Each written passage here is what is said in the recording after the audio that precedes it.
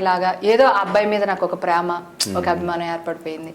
ఇంకా ఆ పీరియడ్లోనే నాకు మ్యారేజ్ ఇవన్నీ జరగడం, సో జాన్ గారు వీళ్ళందరూ రావడం, సో జగన్ అని ఇంక నాతోనే అంటే చాలా క్లోజ్ అయిపోయాడు అనమాట అండి. ఇంకా వాడికి ఏదన్నా ఉంటే మా ఇంటికి రావడం, మంచైనా చెడైనా సరే నాతోనే కూర్చోవడం ఇట్లా ఉండేది. తర్వాత ఇంకా తను ఏమన్నానంటే, సరే మేము పైన ఇంట్లో ఉంటున్నాము, ఇల్లు కొనుక్కున్నాము, ఒక చిన్న ఇల్లు, సో తన కింద ఇంటిలో రెంట్కి ఇప్పించాను, తను రెంట్కి ఉండేవాళ్ళు. మా హస్బెండ్ దగ్గర కొట్టేసిన పోపుల డబ్బాలన్నీ మా అన్నయ్యకి వాడి ఖర్చులకి ఇచ్చేదాను అనమాట. మళ్ళీ వాడికి ఎప్పుడో ఏ స్క్రిప్ట్ రాసినప్పుడు ఏదో డైరెక్షన్ చేసినప్పుడు ₹4 వస్తే మళ్ళీ నా ₹2 నాకు తిరిగి ఇచ్చేవాడు. సో అట్లా అనమాట. జగన్ అనేది నాది ఒక వింత రిలేషన్ అని చెప్పాలి. అదేంటో జగన్ అన్నికి నేను 2000 ఇచ్చే స్టేజ్లో ఉన్నాడప్పుడు వాడు 10,000 అప్పు అడిగేవాడు. వాళ్ళ నాన్నగారు చెప్పారు ఈ విషయాలన్నీ నాకు. అంటే మేము జనరల్గా మర్చిపోయాం, కానీ ఆయన ఒక రోజు అన్నారు అనమాట ఇట్లా. తర్వాత నేను 10,000 ఇచ్చే రేంజ్కి మా హస్బెండ్ మంచి కెమెరామెన్ అయ్యారు, నాకు కొంచెం బాగా ఇన్కమ్ వస్తుంది. నేను 10,000 రేంజ్కి వెళ్ళినప్పుడు వాడు ₹1,00,000 కావాలి ఎట్లా అని చూడవే అట్లా ఉండేది అనమాట. సో నేను 1,00,000 అప్పిచ్చే స్టేజ్కి వచ్చినప్పుడు 1,00,000 ఎంత సరిపోద్ది, ఇప్పుడు ₹1,00,00,000 కావాలి, ఇన్కమ్ ట్యాక్స్ పట్టుకున్నారు. అప్పుడు రవితేజ సినిమా జరిగినప్పుడు ఇన్కమ్ ట్యాక్స్ రైడ్ జరిగింది కదండి, ఆ టైంలో అనమాట. ఇప్పుడు ఈ 1,00,000 నేను తీసుకెళ్ళి టేబుల్ మీద 2,00,000 పెట్టి దాంట్లో డబ్బులు ఉన్నాయి ఖర్చు పెట్టుకో, తర్వాత చూసుకుందాంలే అని చెప్పేసి అన్న. అంటే సీజ్ చేసేస్తారు కదా అప్పట్లో, ఎవరైనా ఇప్పటికైనా అదే జరుగుద్ది అనుకోండి. సో ఈ ఖర్చులకు పెట్టుకో, కావాలంటే అప్పుడు చూసుకుందాం అన్నా అనమాట. అది నవ్వుకుని ముందు తీసుకెళ్ళి ఇంటికి ఈ 2,00,000 మూల కూడా రావు ఇప్పుడు మనకి, ₹1,00,00,000 కావాలన్నాడు అప్పుడు యాక్చువల్గా.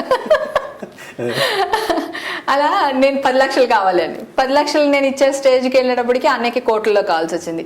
ఒకరోజు మా నాన్న జగన్ వాళ్ళ ఫాదర్ అన్నారు అనమాట అండి, నువ్వు ఎప్పుడు ఇచ్చే రేంజ్లోనే ఉన్నావే, మీ అన్నయ్య ఎప్పుడు తీసుకునే రేంజ్లోనే ఉన్నాడు, ఇది మారేటట్లేదు అంటున్నారు. ఆయన అప్పుడు అనిపించింది అరే నిజమే కదా అని చెప్పేసి. ఆ తర్వాత ఒక అమ్మాయిని సడన్గా తీసుకొచ్చారండి. అప్పటికి నేను యాక్ట్ చేయట్లేదు, ఓన్లీ మా హస్బెండ్ దానిపైన మేము బతుకుతున్నాం. మా హస్బెండ్ది దాంట్లోనే వీళ్ళని కూడా బతికిచ్చేస్తున్నా. అంటే వంట చేసి పెట్టేయడం, కూరలు పంపించేయడం, తినతో పాటు అన్నయ్యతో పాటు వాళ్ళ తమ్ముళ్ళు ఉండేవాళ్ళు, ఎవరో ఒక అసిస్టెంట్ డైరెక్టర్ ఉండేవాళ్ళు, లేదా ఎవరో ప్రొడ్యూసర్ వచ్చుండేవాళ్ళు. ఇంక తప్పదు మా ఆయనంతా సంవత్సరం ఇట్లా సర్దేస్తుంటేదాన్ని అనమాట. వీళ్ళకి కృష్ణుడు, తర్వాత 1-2 సార్లు తను కూడా విలన్ క్యారెక్టర్ వేస్తాడు జగన్ దాంట్లో, అయ్యో సుబ్బరాజ్, సారీ మా సుబ్బరాజ్ బాబు, తను వీళ్ళందరూ కూడా అనమాట అండి గ్యాంగ్ ఇట్లా ఉండేది. సడన్గా ఒక రోజు వచ్చి నేను ఈ అమ్మాయిని ప్రేమిస్తున్నాను, పెళ్లి చేసుకోవాలనుకుంటున్నాను, తీసుకొచ్చి చూపించాడు. పెళ్ళా నీకే అంటే ఇప్పుడు ఎలాగా ఏంటి అది ఇది అన్నా అనేసరికి సరే కొన్ని రోజులు వెయిట్ చేయమ్మా. ఈ లోపల జగన్ అన్నకి ఒక సీరియల్ స్టార్ట్ అయిందండి, ఝాన్సీ, నాయుడు వీళ్ళందరూ ఆ సీరియల్ యాక్ట్ చేస్తున్నారు, నేను యాక్ట్ చేయట్లేదు యాక్చువల్గా. సో అయితే ఇంకా ఆ అమ్మాయి రావడం, ఆ అమ్మ నాన్న ఇంట్లో ఫోర్స్ చేస్తున్నారు, వేరే పెళ్లి చేస్తున్నారు అంటాం, ఆ అమ్మాయి ఆడవడం, ఇట్లాంటి కార్యక్రమాలు జరిగినాయి అనమాట. ఇంకేం చేస్తాం, సరే చెలో పెళ్లి చేసేద్దాం, లేకపోతే ఇంకొకరితో పెళ్ళి అయిపోద్ది అమ్మాయికి అని డిసైడ్ అయిపోయాడు. ఇంక పెళ్లి సెట్ చేసాం. ఝాన్సీ ఒక 600-700 వేసి ఒక తాళి పుట్టుకొనింది. నేను అంటే మా రేంజ్ అప్పుడు అట్లానే ఉండింది, జాన్ గారు సంపాదన, మేమేదో ఉన్నదానికి మేనేజ్ చేస్తున్నాను నేను, వీళ్ళందరికీ హెడ్ మాత్రం నేనే అప్పుడు కూడా. సో అప్పుడు మళ్ళీ మా జగన్ అన్నయ్య జోబులో పెళ్లి కొడుకు కనీసం 500 లేకపోతే బాగుండదని ఒక 500 నేను పెట్టి, ఆ సూత్రాలు వాళ్ళకొని, మెట్లు ఇంకోలుకొని, ఇట్లా ఒక పెళ్లి అరేంజ్ చేసేసి అందరూ తలగొరప వేసుకుని పెళ్లి అరేంజ్ చేసాం.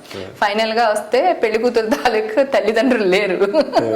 ఇక నేను మా ఆయన అమ్మాయికి అమ్మ నాన్న అయ్యి పేట్ల మీద కూర్చుని మా జగనన్నకి కాళ్ళు కడిగి కన్యాదానం కూడా మేమే చేసామండి, మా ఆయన నేను. అప్పటికి మాకు పెళ్ళే 1 year 1.5 year అవుతుంది. అప్పటికి ఇప్పుడు జగన్కి నేను సిస్టర్తో పాటు అత్తను కూడా అయిపోయింది అనమాట ఆ పెళ్లితో. అట్లా జరిగింది. తర్వాత మెల్లిమెల్లిగా జగనన్నయ్య అమ్మాయి వచ్చిన వేళ విశేషం అంత బాగుంది. మెల్లిమెల్లిగా సినిమాలు రావడం, సినిమాని ఎంత వచ్చినా మా అన్నయ్య ఇంకా లోతు బడ్జెట్లోనే ఉంటున్నాడు, ఆ బడ్జెట్ దాటట్లేదు, అదొకటే నా బాధ. అలా జరిగిందండి. చాలా ఎఫెక్షన్గా ఉండేవాళ్ళు అందరూని. ఆకలి ఉన్నప్పుడు అందరినీ మనుషుల్ని దగ్గర చేస్తుంది, కడుపు నిండిన తర్వాత అందరినీ దూరం చేసేస్తుంది. అట్లాగా బాగుండేది అప్పుడు. ఆ రూపాయి ఉన్నా ₹10 ఉన్నా. సో మా అన్నయ్యని ఒక బీరువా కొనిపెట్టమన్నాను అప్పుడు, చిన్న బీరువా, బొమ్మ బీరువా అనమాట. మేము ఇద్దరం ఒకటే సూపర్ మార్కెట్కి వెళ్ళి సరుకులు తెచ్చుకునే వాళ్ళం. అప్పుడు ఒక బీరువా చిన్నది బాగుందని అది కావాలి అంటే, ఎందుకంటే నేను పెద్ద బీరువా కొనిపెడతాను నీకు అన్నాడు. తర్వాత ఫస్ట్ సినిమా డైరెక్షన్ చేసినప్పుడు ఒక బీరువా కొనిపెట్టాను నాకు 5,000-6,000 పెట్టి. ఆ బీరువా ఇంకా రాజోళ్ళు అట్లానే పెట్టి ఉంచాను. తర్వాత ఒక బర్త్డేకి ఒక డిన్నర్ సెట్ కొని ఇచ్చాడు మా అన్నయ్య, వాడి జ్ఞాపకంగా ఇంకా ఉందండి అది. అంటే జగన్ అన్నయ్యకి ఎంతవరకు నా మీద ఫీలింగ్ ఉంది, ఎఫెక్షన్ ఉందో అనేది పక్కన పెడితే నాకు మాత్రం తన మీద ఎఫెక్షన్ ఉంది. అది ఎందుకు ఫస్ట్ నుంచి ఏర్పడింది అట్లా. అలాగే వాళ్ళ ఆవిడ కూడా చాలా మంచిది. అందరూ ఇప్పుడు కూడా నా మాట అండి, అక్కడికి వెళ్ళి మా అన్నయ్యని నేను ఇప్పుడు కూడా నేనే కమెంట్ చేస్తాను తప్ప మా అన్నయ్య అసలు ఏదే అన్నాడు. ఇప్పుడు కూడా ఆయన నువ్వు తప్ప ఎవరు తిడతారే, నువ్వు తప్ప నన్ను ఎవరు కొడతారు చెప్పు, నీకే రైట్స్ ఉన్నాయి కానీ అంటాడు. సో అట్లా అంత బాగా చూసుకుంటారు అనమాట.